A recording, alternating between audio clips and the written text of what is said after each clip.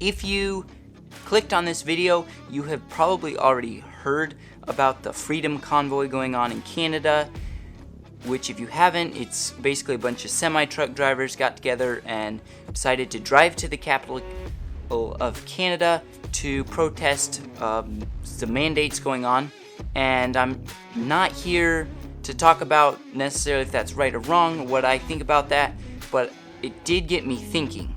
What if something like that was to happen in America? Not just a convoy, but anything that would limit the transportation of specifically food and edible things, like things that we eat. How would that affect us? So it is said that the average plate of food in America travels 1,500 miles before it is eaten. That's really far. Like, if you were to put it on a map, it would be going from New York City all the way to Key West, Florida, which is like the very farthest point in Florida.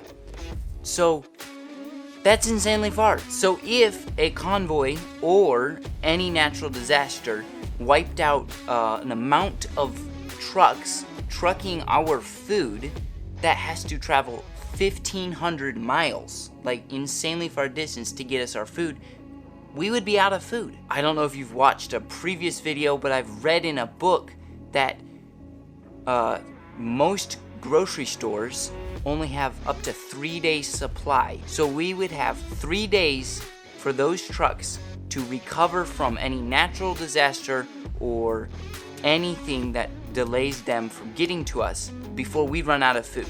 And I don't know about you, but I don't want to run out of food. I'm not saying we should get rid of all trucking.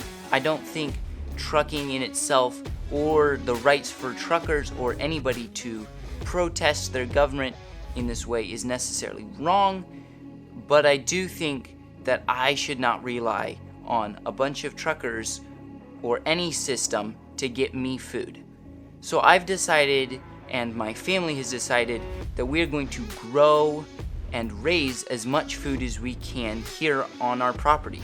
Now, we only have 3 acres, which is not tons of land for the average farmer, but we fill our 3 acres as much as possible without overloading the property. So we've got pigs and chickens and a couple large gardens, and we do not grow 100% or raise 100% of our food, but we do grow and raise a lot of it. You can do it too. You don't have to grow nearly as much food as we do here on our small farm, but you could just grow 1 tomato plant in a flower pot, or some herbs, or have a small flock of chickens. It doesn't have to be much, which brings me to my second thing that you can also do to help, which is buy local food.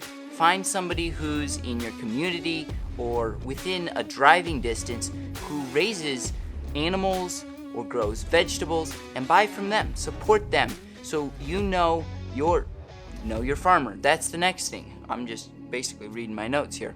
Basically, what I'm getting at is we need to come together as local communities and to help grow food so we can be self-sustained from the government-run food system.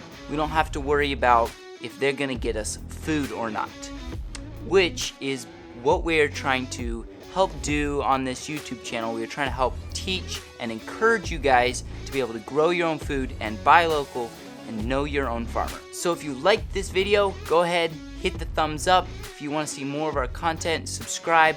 Although this is not one of our usual style videos, I thought it was important to take this opportunity and talk to you about food sustainability and what it meant to me and my family here at Humble Haven Farm.